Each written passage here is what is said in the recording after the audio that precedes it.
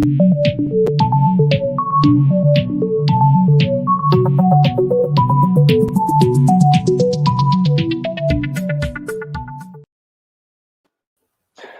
afternoon, beautiful people of CannaSphere. We are live. How are you doing, Mr. Linda? I'm good, sir. I'm good, sir. I'm kicking it here in Cape There, Town. Where are you?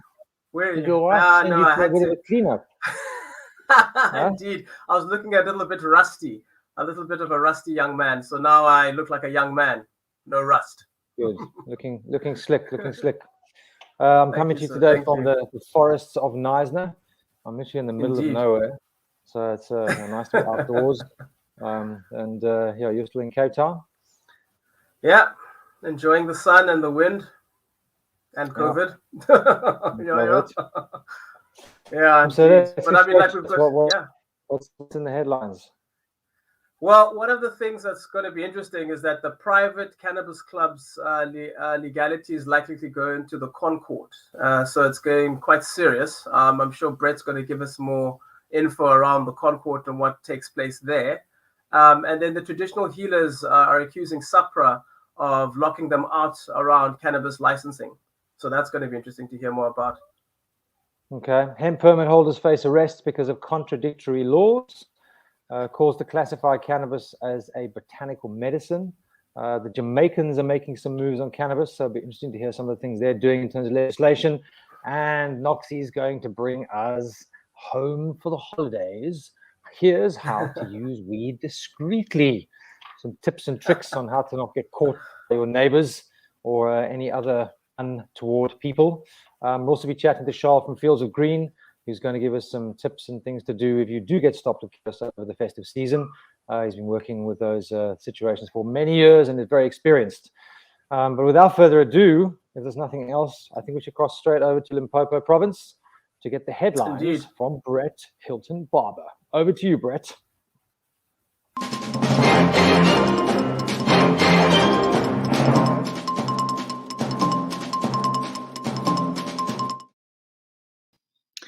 Greetings from a stormy, overcast Limpopo where the weather is getting somewhat Shakespearean. You might hear the thunder in the background. Well, in the CannaSphere news headlines today, the legality of private cannabis clubs is likely to go all the way to the Constitutional Court. Lawyers for THC director Neil Liddell say they were unsuccessful in getting a November Cape High Court hearing and that matter will only be heard in the new year. Cannabis lawyer Andrew Laurie says it's clear that the state is dragging its feet on the matter and that cannabis reform hasn't really got off the ground this last year.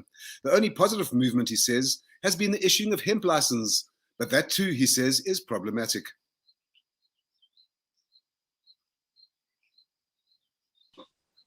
In terms of sort of movement in the last year, the only real positive step I've seen is, or obviously alongside the various efforts that are currently still efforts and not really actions yet, the hemp regulations was a positive step. So the hemp regulations, hemp has been declared to be part of, fall under the Plant Improvement Act. And there is the Department of Agriculture, Land and Rural Reform has released a permit regime. So you can actually go and get a hemp permit and that can get going. The problem is that the Minister of Justice hasn't effected the necessary changes to the Drugs and Drug Trafficking Act right now. So technically, growing hemp is still illegal, even with a permit. That's cannabis lawyer Andrew Laurie. Traditional healers have let rip at SAPRA, accusing the regulatory body of ignoring them and locking them out of the cannabis licensing framework. Gogo Zanelli Mazibuko, who represents over 500 traditional practitioners, said SAPRA was telling them to go to the Ministry of Health for special dispensation, while the Ministry of Health was sending them back to SAPRA. And all the time, said the Gogo, the police are arresting us. Who do we go to? SAPRA's response, Ministry of Health. And the regulators promised to set up a three-way meeting to resolve the issue, but Gogo Mazibuko says she's not holding her breath. The answer to the conundrum is actually on the table. Last week, leading medical cannabis practitioner Dr. Ruth Hurley came up with the most entirely sensible suggestion. Classify cannabis as a new class of medicine, a botanical medicine, which would then make the current licensing regime fall away.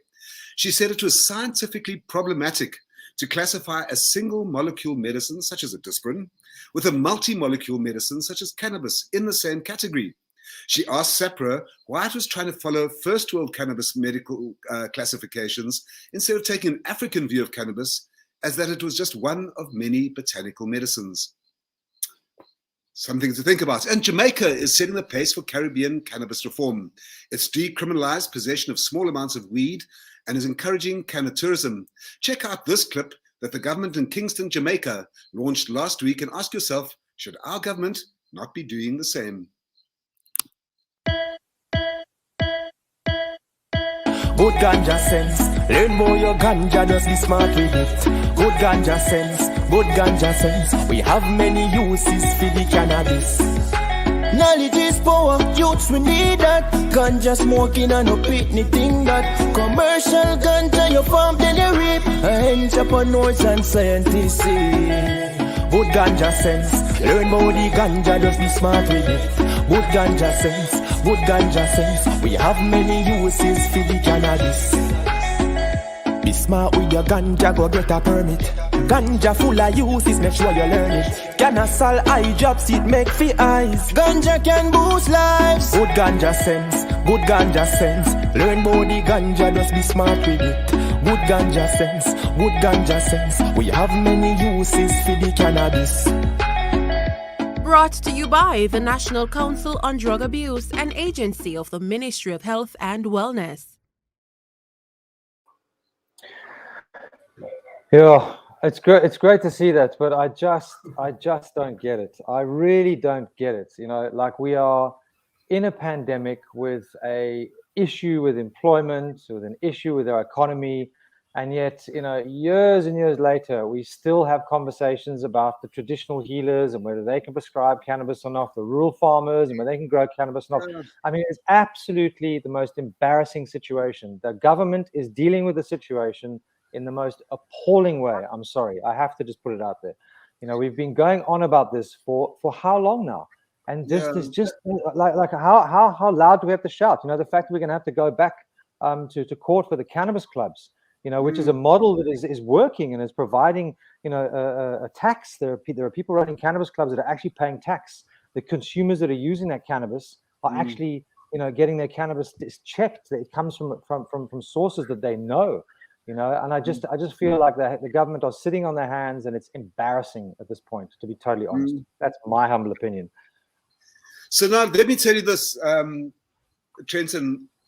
Cyril Robertson, who is said to be a senior state legal advisor, gave a big 5-hour presentation to Parliament last week on the Cannabis for Private Purposes bill about this very narrow legal definition. He couldn't give a damn about anything else other than consumption amongst consenting adults in private spaces.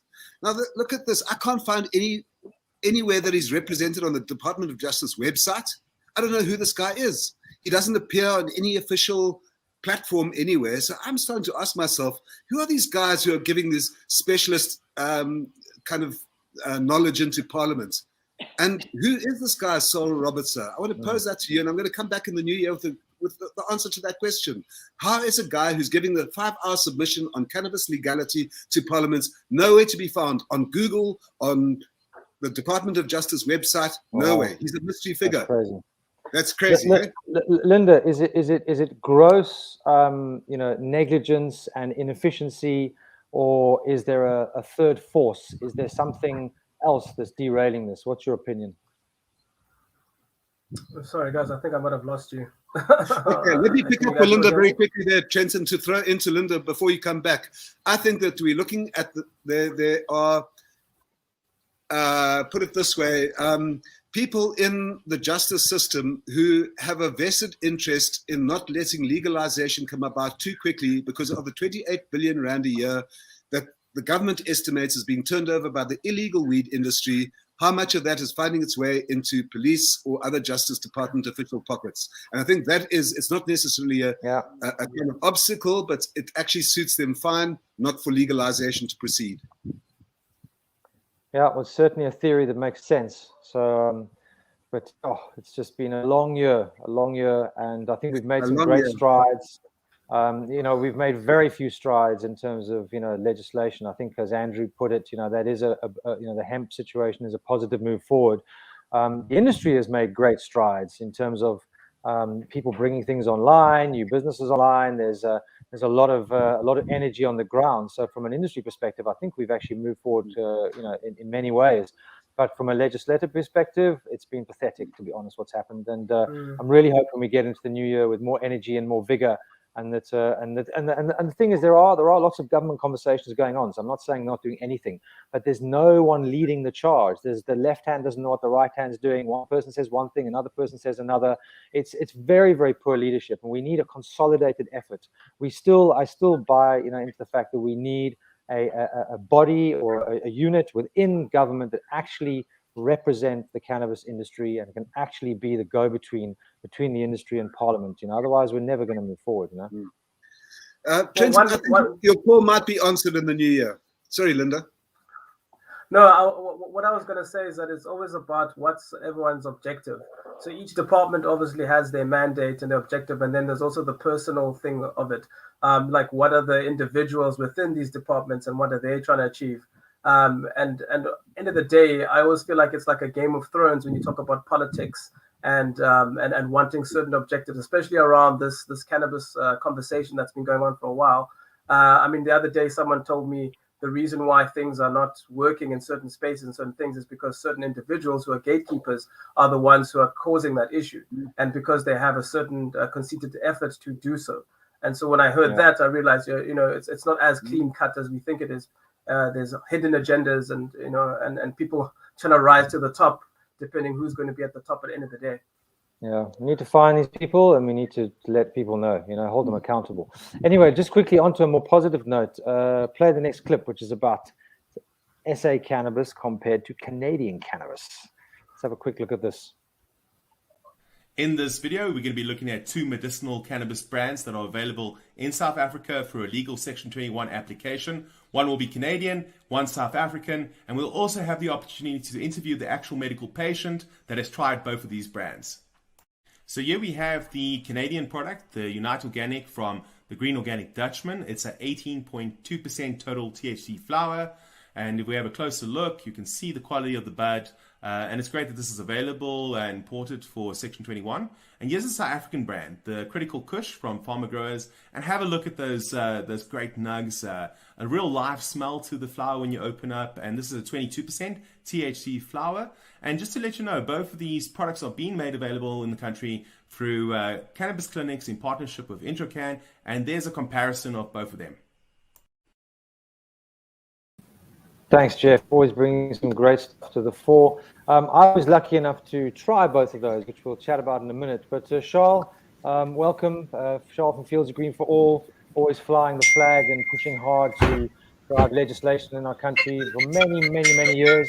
But what I want to focus on today is, we've still got these challenges with people being arrested. We've still got these challenges with people having their plants confiscated. What's your advice over the festive season to people who are carrying cannabis, using cannabis, who actually get caught? What's the first thing that you would advise them to do? Hello. Thank you, Trenton and Linda and Brett, for having me on the show. Can you hear me? Yeah, we can hear you loud and clear. All right. Let's look at cannabis. There's cultivation, there's possession, and there's dealing. Dealing is the difficult one. So if you're dealing, then make sure you don't get caught, because that's what the cops are after. Possession, not so much. If you just possess cannabis, then you really should know your rights. And it's not too difficult to study your rights. If you're a cannabis user, you owe it to yourself to know your rights. And your rights are clearly spelled out on our website at fieldsofgreenforall.org.za. There's a page called Stop the Cops, Join the Queue. And that is where you can read about your rights. It'll take you about half an hour to study. It's a lot of information and it can be a bit overwhelming. But just take away from that the highlights, which is that we've got the privacy judgment, which protects our private spaces. So the police cannot enter your private space without a warrant. What does a warrant look like? It must have your name, today's date, your address, and it must be signed by the local magistrate. There can be no mistakes in that information, because that will declare the warrant invalid. A magistrate will not just issue a warrant for a random cannabis arrest. If you are a grower, then you have to be a bit more careful, because the police often blackmail growers and they cause havoc. They pull out the plants and they don't arrest you, that sort of thing. So to protect your plants and your equipment, it sounds funny, but actually, if the cops rock up, make sure that you actually get arrested, because the magistrate will most likely throw this out. 99% of cannabis arrests are actually crimes committed by the police, because most of the time the public are not in the wrong there, Trenton. Yeah. So if I'm on the street and I've got a joint on me and I get stopped and there's a sniffer dog, or I get patted down and they find a joint, what's the first thing that I should say to a policeman? You must remember your rights. So if you know your rights, then you'll be able to tell that policeman they cannot go through your bags, your pocket, or your car without a warrant. They cannot. The moment they're in that private space of yours, they've already transgressed, and you are actually, you're safe. If they don't have a warrant and they're in your private space, they are in the wrong. Okay, so you can tell them that straight away. You can, and you're allowed to film the police. They usually get angry when people do. It's not easy. Every arrest situation is different. But knowing your rights is your best defense, and most stoners don't know their rights. So if you are watching this, I urge you to go and study about your rights. It's not difficult. Yeah. You just need to study 4 documents. That's the privacy judgment, the 2 police directives, and there's a precedent about warrants. That clearly spells out the situation, Trenton. I think the other thing is to keep calm. People often get angry when they get. Don't be rude. Don't talk too much. Keep calm. Don't be rude, and don't give a big speech about how they should be doing better things with their time, and just highlight the fact that it's our right to consume cannabis. And if to, that and to arrest carry situation, if that arrest situation is not going your way, just take note of what happens. Pay attention. Get the police officer's name. Look at details around you. Just stay calm and take everything in, so that afterwards you can tell the judge or a lawyer what went down. Yeah. Okay. Well, listen, Charles, hopefully you're not too busy over this festive season.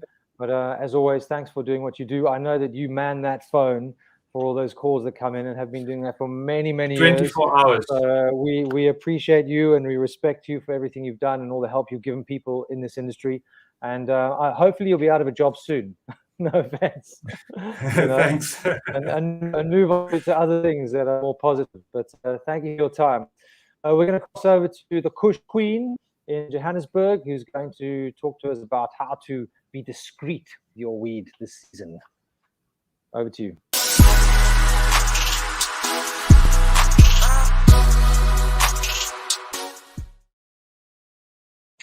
Good afternoon and welcome to the CannaSphere Lifestyle Desk. I am the Kush Queen, bringing you all things lifestyle, art, and entertainment in the CannaSphere. Now, as the holidays approach, the majority of us are going to have a lot of plans that may include our parents, relatives, and cannabis disapproving members of our tight-knit circles. Boo-hoo. Point is, you're going to want to make a plan when it comes to your weed usage. And here are some tips on how to enjoy your cannabis discreetly this holiday season. Number 1, you might want to invest in a vape pen. Now, let's face it, weed doesn't have the most pleasant aroma. It's not moonshine and roses and purple unicorns.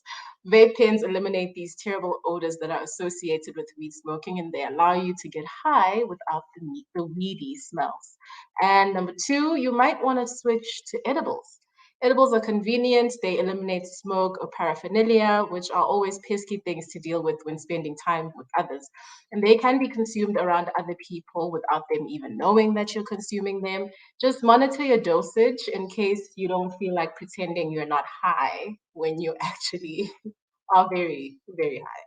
Number 3, practice your poker face. When using weed around people, it's important to be mindful of other people's space and make sure that your marijuana isn't an inconvenience to the rest of your life, your household. Practice your poker face and relax as best as you can. And most of the time, people are too busy to actually notice that your eyes are red. But if they do, then you can just backtrack to last week's CannaSphere lifestyle segment on CannaSphere Africa and get some tips on how to deal with those pesky red eyes. I believe this is the last time you'll be seeing me this year, Trenton. Linda, is this our last CannaSphere broadcast? Indeed, it is. This is the end. Well, just for this year. For this year, of course. No, we'll be back in January. But, No, don't say that. I can't bear to get to the end of the year without seeing again. Oh, we're sorry, Brett. We're going to come and visit you up in the north. Ooh, can you hear that thunder in Limpopo? If you lose me, it's because of the weather. But guys, you know what? We're going to come back stronger and bigger next year. We're going to try and take CannaSphere to a new place. This has been a really good kind of pilot run this year, trying to get to know each other, establish the relationships. And there's so much news and so much stuff going on there and so much to talk about. And I'm really, really looking forward to us going into the new year with all the stuff on the agenda that we are going to dismantle and dismember and talk about and see the changes that are going to happen. I agree, absolutely. So just quickly going back to the point that Jeff brought up about the two different cannabises. I'm probably one of the people who have been lucky enough to sample both products. I believe that the South African flower is without a doubt a better grade. The Canadian flower I felt was, you could feel it was just industrial and mass produced. It's been machine trimmed, kind of looked like it had been beaten around a bit. The flavor was okay. Definitely had lost some terpene value. And the only thing about the South African one I didn't like is it comes in a plastic container. I don't want to get cannabis in plastic. I want it to be in glass. So I think that's something we need to work on. But essentially, you know, we're growing great cannabis here, and I don't think we need any reminders of that. But this was a good reminder that what we're doing is definitely on the right track, you know. So thanks for Jeff for covering that. I think it's exciting that people can actually now order cannabis. It's a pity that we're doing the same thing the Americans did 15 years ago, and we're only doing it now. But you know, I guess it is a step forward, and I agree with you, Brett. I think coming into 2022, there's a lot of energy, there's a lot of people doing a lot of things, and I'm really looking forward to next year. And let's classify cannabis as a botanical medicine. Let's recreate the universe as we know it. I mean, what a beautiful idea is that going into the new year? Yeah, absolutely. I think also. Yeah, sorry. I think also some SAPRA official that we met a while ago suggested that SAPRA is very much open to hearing suggestions and putting in some comments on certain things, and they're very open to working with the public. That's what he told us. It's all about putting together the proposal that makes sense. So I guess the whole medical card thing, or the medical card thing with the Section 21, that is, I guess, a step in the right direction. It may be old, but I think also it's a way of showcasing that SAPRA is waiting and ready to work within the legal ecosphere. Yeah. Cool. Good, guys. Well, just in terms of tourism, the season is upon us. I'm actually in a 420 friendly place in Knysna called Chosen Valley. Nice. They embrace the essence of 420. I've only just arrived yesterday, so I haven't managed to experience it yet, but I certainly will be. But there's, tourism and cannabis is going to be so huge in this country, and it's just one area that can create jobs and help us prosper as a nation, which I think is so important. So for me, I just want to say good luck to everyone over the season. Be safe. COVID is in its fourth wave. Just understand that you need to live on restrictions so that we can all get into the new year with the wave kind of, hopefully see the back end of the wave and move forward into another crazy year for 2022. So thank you guys for being here. It's been a great experience the last few months. And like Brett says, I look forward to 2022 and going on to bigger and better things. It's going to be great. For 20. That's it. Good, guys. Stay safe. Stay safe. Wear your Drive masks. safe. Wear your Be masks. safe. Wear your masks. Be cool. Yes. Be nice to each other. I was going to say give hugs, but we can't really do that. So high fives, whatever it is. Bad idea. High fives. Cool. Elbows. Till next year. Gotta give him an elbow. We'll see you there. Cheers. Ciao. Cheers, everybody. Bye. Ciao. Ciao.